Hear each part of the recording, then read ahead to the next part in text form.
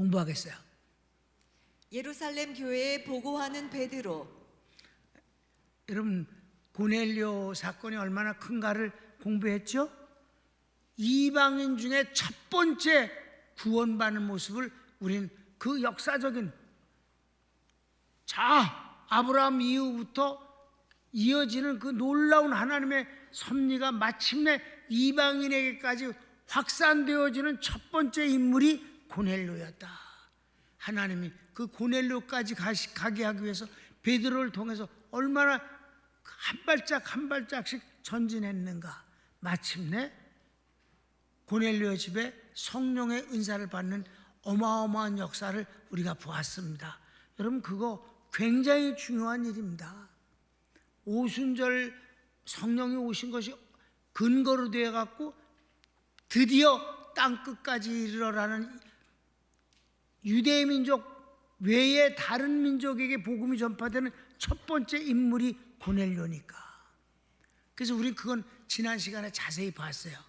그래갖고 막 성령 은사를 받고, 그러니까 베드로가 물로 세례를 주고, 그리고 예루살렘에 갔더니 아주 연병이 일어나서 시끄러 막 벌집을 쑤셔놓은 것 같이 야단했어요. 자, 1번. 유대인 성도의 비난. 자, 가르치기 1번. 유대 예루살렘 교회의 사도와 성도들이 이방인들이 하나님 말씀을 영접했음을 들었습니다. 네, 들었어요. 들었는데 이미 베드로가 예루살렘 교회 집에 오기도 전에 벌써 소문이 나서 들어버렸어. 듣고 알고 있었어요. 그러니까 베드로를 보자마자 막 공격을 해야 되는 거지. 성경을 읽읍시다. 유대에 있는 사도들과 형제들이 이방인들도 하나님 말씀을 받았다 함을 들었더니. 2번. 베드로가 예루살렘에 갔더니 할례자들이 무할례자와 함께 먹었음을 비난합니다. 여기서 음식을 먹는 것이 하나의 교제를 상징하는 거예요. 밥 한번 먹읍시다. 그게 뭐예요? 밥만 먹겠다는 게 아니잖아. 교제지, 교제. 서로 마음을 통하고 대화를 나누고 동료의식을 갖고 뭐 이런 것이 이제 밥을 먹는 거기 때문에 성경은 이방인들과 결혼은 물론이거나 밥도 먹지 말라 그랬으니까, 밥을 안 먹었으니까. 여러분, 벤허라는 영화를 보면 빌라도가 그때 당시 로마에 있었어. 근데 빌라도에게 명령이 떨어져서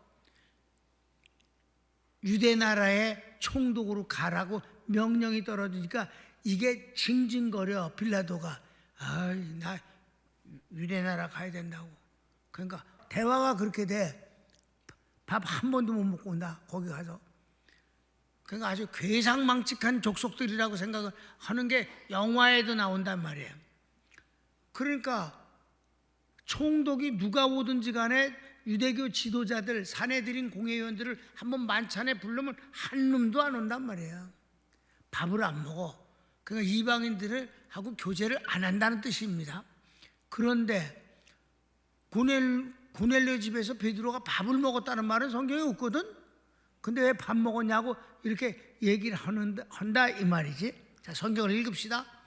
베드로가 예루살렘에 올라갔을 때 할례자들이 hil난하여 가로되 내가 무할례자의 집에 들어가 함께 먹었다 하니.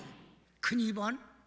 베드로의 설명. 베드로가 이제 그 10장에 있는 얘기를 그대로 다 합니다. 그래서 오늘 그 내용이 좀 길지만 18절까지 다 하는 거예요. 이미 우리 지난 시간에 공부한 거예요. 그러니까 가르치기 1번. 베드로에게 보인 환상과 계시를 설명합니다. 베드로가 자기 입장에서 변명을 하거나 납득을 시키려고 애쓰질 않았어요. 그가 체험한 하나님의 계시를 말하면 끝인 거예요. 아멘. 그래서 간단해. 그래서 베드로에게 하나님이 보이신 그 환상 있잖아. 잡아먹어라 끔찍한 동물들, 그거 자세히 설명을 해. 자, 4절부터 볼까? 베드로가 저희에게 이 일을 차례로 설명하여 가로되 내가 요바성에서 기도할 때 비몽사몽간에 환상을 보니 큰 보자기 같은 그릇을 내 귀를 메어 하늘로부터 내리워 내 앞에까지 들이우거늘 이것을 주목하여 보니 땅에 네 발 가진 것과 들짐승과 기는 것과 공중에 나는 것들이 보이더라. 또 들으니 소리 있어 내게 이르되 베드로야 일어나 잡아먹으라 하거늘 내가 가로되 주여 그럴 수 없나이다. 속되거나 깨끗이 아니한 물건은 언제든지 내 입에 들어간 일이 없나이다 하니 또 하늘로부터 두 번째 소리 있어 내게 대답하되 하나님이 깨끗하게 하신 것을 내가 속되다 말라 하더라. 이런 일이 3번 있은 후에 모든 것이 다시 하늘로 끌려 올라가더라. 그래, 이런 자세한 내용을 우리가 이미 본 내용을 그대로 고백했어요. 내 말을 들을 게 아니야. 하나님이 하신 일이 이랬다. 그래서 가로치고 2번은 성령님께서 응답하시고 명하셔서 갔다 합니다. 그래, 나 고넬료 집에 갔어. 근데 내가 원해서 간 거 아니야. 그래서 너희들이 이럴 줄 알고 내가 증인들을 3명을 데리고 갔다. 그네들 얘한테 얘기를 들어보면 알 거다. 성경을 읽읍시다. 마침 3사람이 내 우거한 집 앞에 섰으니 가이사랴에서 내게로 보낸 사람이라. 성령이 내게 명하사 아무 의심 말고 함께 가라 하시매 이 6 형제도 나와 함께 가서 그 사람의 집에 들어가니. 그래서 3명은 온 사람이고 3명은 증인까지 합해서 같이 6명이 고넬료 집으로 갔다 이 말이에요. 하나님이 명령하셔서 나갔다. 끝인 거지 뭐. 그래서 3번은 고넬료에게도 천사를 통해 명하십니다. 그래요. 고넬료에게도 함께 서로 어긋나지 않도록 짝짝 맞게 그렇게 응답을 주셨다 하는 거예요. 자, 동그라미 1번은 베드로에게 사람을 보내어 청하라. 13절 말씀. 그가 우리에게 말하기를 천사가 내 집에 서서 말하되 내가 사람을 요바에 보내어 베드로라 하는 시몬을 청하라. 그 다음 2번. 베드로를 통해 구원의 복음을 받게 될 것이다. 그래, 그가 와서 너희들에게 복음을 전할 거다. 성경을 읽읍시다. 그가 너와 내 온 집에 구원 얻을 말씀을 내게 이르리라 함을 보았다 하거늘. 그래요. 그래서 큰 3번. 베드로는 확신으로 세례를 베풉니다. 무엇 때문에 세례를 베풀었겠는가?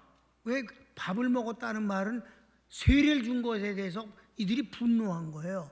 여기서 뭐라 그랬어요?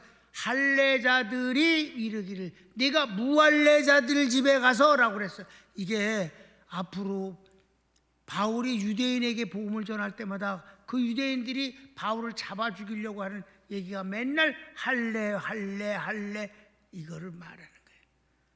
그러니까 예수님을 믿어도 할례는 받아야 된다. 이게 그네들의 주장이에요. 안 믿는 놈은 물론 뭐 말할 것도 없고 믿는 유대인조차도 율법을 지키고 할례를 해야 구원을 얻는다. 예수님을 믿어도 그건 해야 구원을 얻는다. 이건 전혀 잘못된 것이야. 예수님만 구원이십니다. 예수님을 믿는 데다가 하나를 더 붙이고 조건을 더 빼다는 것은 그건 복음이 아니에요. 예수님으로는 부족하다는 뜻이에요. 다 뒤집으면. 그렇습니까? 그러니까 할례자들이 맨날 할례를 받아야 된다고 그렇게 했는 거예요. 그래서 계속 봅시다. 베드로가 말씀을 시작할 때 성령님이 임하십니다. 그래, 봅시다. 15절. 내가 말을 시작할 때 성령이 저희에게 임하시기를 처음 우리에게 하신 것과 같이 하는지라. 그게 바로 뭐예요? 오순절날 성령이 임하시는데 내가 서론은 했잖아요. 거기서 복음을 전한 게 아니에요. 하나님의 구원을 이루시는데 점점 확산되어지는 과정의 섭리를 얘기했을 뿐이에요. 아멘. 그러니까 그리고 예수님에 대해서 구체적인 복음을 전하기도 전인데 성령이 그들에게 임하셔서 방언도 하고 예언도 하고 통역도 일어났다 이 말입니다. 그 오순절날과 똑같은 역사가 일어났다. 그래서 2번 성령 세례를 이해합니다. 이게 정말 16절이요. 11장 16절이 내가 성령 세례라는 것이 무엇인지를 해석하는데 근거가 된 구절이에요. 여러분, 예수님이 요한이 이랬어요. 나는 너에게 물로 세례를 주거니와 내 뒤에 오시는 분은 성령으로 세례를 주시는 분이다. 어떤 땐 성령과 불로 세례를 주시는 분이다. 이렇게 말씀하세요. 그래서 이 성령과 불이라는 것을 말할 때 성령 세례는 구원과 관련된 세례구나. 불이라는 건 심판을 하시는 세례로구나. 이걸 우리가 구분할 수 있었잖아요. 그렇습니까? 그러니까 이어서 해석을 했잖아요. 그래서 곳간에 알고 온 곳간에 저장하고 그 다음에 쭉정이는 불에다 태우느니라. 그래서 구원과 심판을 동시에 말씀하시죠. 예수님은 구원과 심판하시는 분이다.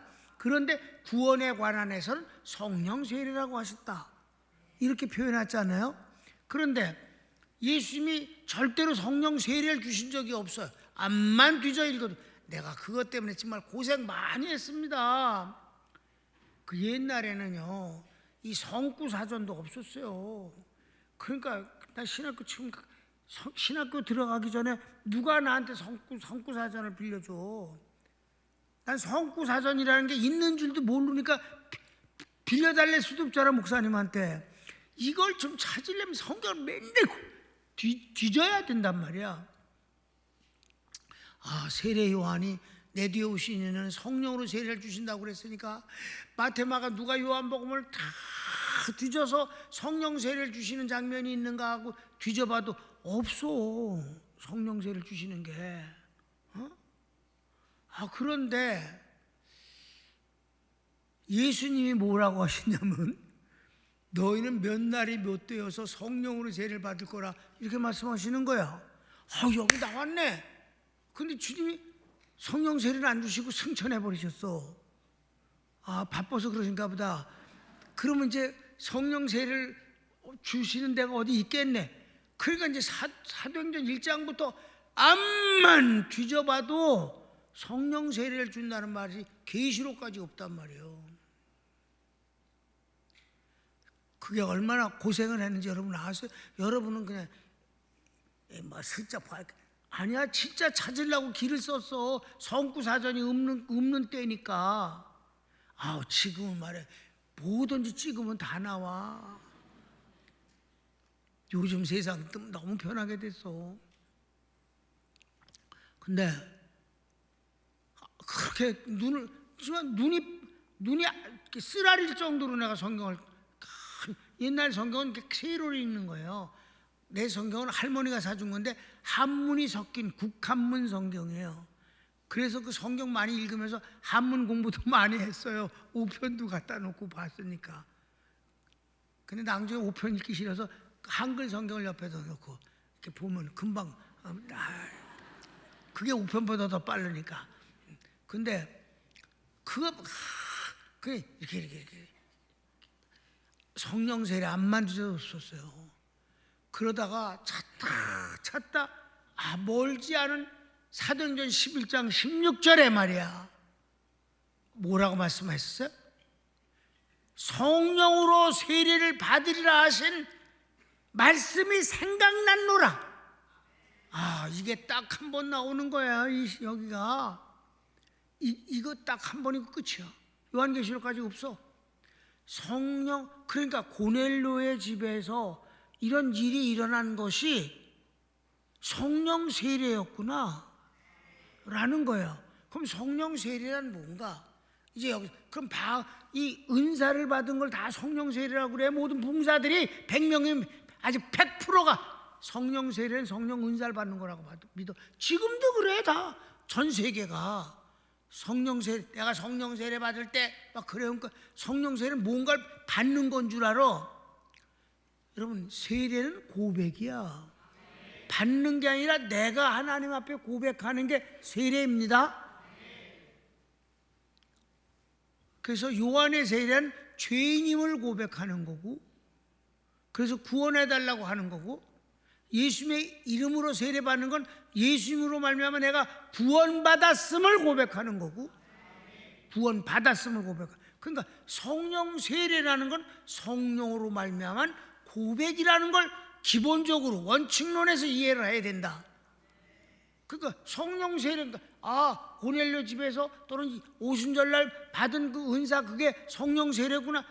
그건 아주 무식한 소리고, 그건 성령 세례를 받은 사람에게 하나님이 주시는 선물이다. 주 예수의 이름, 예수님을 믿고 그의 이름으로 세례를 받으라. 그리하면이 아니야. 그리고 성령의 은사도 선물로 받으라. 이게 원어에서 그대로 카이야, 엔드라고. 그러니까 세례를 받으라. 그리고 성령 은사도 받으라. 거기 성령도 받으라는데 그 성령도가 아니라 성령 은사도 받으라 해. 아멘. 그러니까 성령 은사를 받는 건 그냥 선물로 우리가 드러나는 것이고 선물로 받은 것이고, 성령 세례는 성령으로 말미암은 고백이다. 성령으로 말미암은 고백이 딱 두 가지뿐이 없어요. 하나님을 아버지라 부른다. 하나님 아버지. 한 번도 본 적도 없는데, 허라고 시킨 것도 없는데, 여러분 다 아버지 하나님 아버지 해야 되잖아. 성령에 의한 고백이다. 예수님을 주여 주여 부르잖아. 그 주여가 뭐가 주는 거예요? 나의 구원의 주님이시여. 구원의 예수님을 구원의 주님이라고 부른다. 이게 성령 세례입니다. 그러니까 성령 세례를 받아야 모든 걸 하는 거지. 그러니까 베드로가 성령으로 세례를 주신다는 말씀이 생각나노라는 건 뭐예요? 벌써 예수님을 고백했네. 이런 걸 깨달았다는 거지. 은사를 받았다는 뜻이 아니라 이것들이 우리와 또 성령으로 말미암아 예수님을 주라 고백하게 됐네. 성령 세례를 받았네. 성령으로 세례를 받으라는 말씀이 생각나노라. 이것들이 우리하고 똑같이 성령 세례 받았네. 예수님을 주라 고백하고 하나님을 아버지라고 부르는 걸 보니까 성령 세례 받았네. 이해되셨습니까? 지금 요 짧게 얘기한 거를 다른 데선 못 듣습니다. 성령 세례에 관한 것을 잘 몰라요. 암만 가르쳐도 확산도 되지도 않아요. 그러니까 뭐 고민할 것도 없어. 우리가 복을 받았으면 그만인 거야. 주님이 은혜를 주셨는데 어쩌라고. 우리 받은 걸 어쩌라고. 아멘. 3번. 세례를 베풉니다. 하나님이 하신 일을 누가 맡겠습니까? 그렇게 말했어요. 그래, 그들이 성령 세례 받아서 하나님을 아버지라고 부르고 예수님을 구주라 부르면서 사모하게 되니까 하나님이 그에게 응답을 주셔서 나 같은 걸 불러다가 하나님의 말씀을 복음을 듣게 하였다. 근데 내가 전하기도 전에 이미 성령이 은사가 그들에 쏟아지는 걸 보고 이들이 성령으로 세례를 받은 걸 확신하게 됐으니 내가 어찌 물로 세례를 주는 것을 맡겠는가? 누가 맡겠는가? 이랬다 이 말입니다. 자, 17절.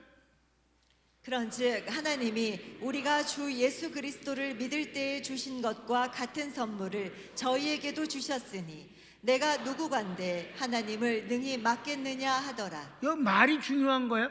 우리가 예수님을 믿었을 때 주신 선물을 저들도 받았으니까 무슨 말? 똑같이 저희들이 예수님을 믿었기 때문에 선물을 주시지 않았냐? 은사를, 성령 은사를. 그러니까 성령 세례를 받았기 때문에 성령의 은사가 저희들에게 임한 거 아니냐? 그런데 내가 어찌 물로 세례를 주는 걸 누가 맡겠느냐? 그래서 물로 세례를 줬다. 어쩌라고? 그랬다 이 말이야. 여기서 분명히 어쩔래. 그래서 거기 베드로가 로마서 9장 보면 호세아 그래도 이르기를 내가 내 백성 아닌 자를 내 백성이라 사랑치 아니한 자를 사랑한 자로 부르리라. 너희는 내 백성이 아니라 한 그곳에서 저희가 살아계신 하나님의 아들이라 부름을 얻으리라 함과 같으니라. 아멘. 그랬다 이 말이에요. 로마서에서 이 구원론의 섭리에서 열리자마자 시작한 거예요. 이방인들을 구원하신 하나님의 역사를 기록했습니다. 그래서 마지막 4번. 유대인 성도들과 사도들 모두 이방인을 구원하신 하나님께 영광을 돌립니다. 처음에는 잡아먹을 듯이 벨르고 연병들을 하더니 베드로가 이게 짧게 자기 말을 한 게 아니라 하나님이 하신 일을 고백하니까. 그러니까 뭐라고 그래? 18절 마지막. 저희가 이 말을 듣고 잠잠하여 하나님께 영광을 돌려 가로되 그러면 하나님께서 이방인에게도 생명 얻는 회개를 주셨도다 하니라. 결론이 스스로에게 될 결론을 내더라 이 말이야. 하나님께서 이방인들에게도 구원을 받아 하나님의 자녀가 되는 권세를 주셨도다. 영광을 돌릴 수밖에 없다. 그리고 그들이 입이 잠잠해졌다 그랬어요. 오늘 결어를 다 같이 크게 읽읍시다. 시작. 사람의 이론과 반대를 단번에 입 다물게 하는 능력은 성령의 역사뿐입니다. 그래서 예수님께서는 그토록 성령 은사를 받으라 하신 것입니다. 아멘. 성령의 역사가 최고다. 베드로가 역할을 한 게 뭔가? 없다. 그래서 베드로가 이렇게 사실 과정에서 그의 존재는 귀중한 존재였어요. 존재 자체가. 그리고 물로 세례를 줬으니까, 그리고 이렇게 증언을 했으니까 그 증인으로서의 역할은 중요하지만 그들이 구원받는데 어떤 역할을 한 건 없다. 그러니까 베드로도 그 큰 일을 감당을 하면서도 불구하고 한 일이 별로 없어서, 그래서 이렇게 증언을 했기 때문에 온 교회가 다 이방인들에게도 하나님이 구원하시는 역사가 드디어 이루어졌다는 것을 시인했는데도 불구하고 베드로는 그 뒤에도 실수를 한다 이 말이에요. 안디옥 교회에서 이방인들하고 예배 마치고 밥을 먹다가 예루살렘에서 유대인 예수 믿는 사람들이 거기로 오니까 홀라당 같이 이방인들하고 밥 안 먹은 척하고 도망갔잖아. 그랬다가 바울한테 욕 직사하게 얻어먹고 부끄럼 당했잖아. 그러니까 사도라는 인물이 하나님으로부터 귀한 직분을 받아서 그 일을 하는 것뿐이지 사도도 완전한 건 아니다. 별게 아니다. 그러니까 사도이기 때문에 특별한 인간인 척 해선 안 된다. 그냥 개인적으로는 하나님 앞에 은혜를 받아야 사는 존재이다. 다만 하나님이 맡겨주신 그 직분이 어마어마하고 귀한인 건 틀림없으며 그 직분을 수행할 수 있도록 하나님이 부어주시는 위임된 권능도 큰 건 사실이다. 그것뿐이다. 아멘. 그걸 알아야 변질이 안 돼. 그러니까 여러분은 이런 놈한테는 절대 속지 마. 내가 기도해 보니까 이런 놈 다 사기꾼이야? 뭐 한다고? 기도해 보니까. 그래서 뭘 안 거, 기도해서 뭘 안 것처럼. 우리는 기도할 뿐이지 응답자는 아니야.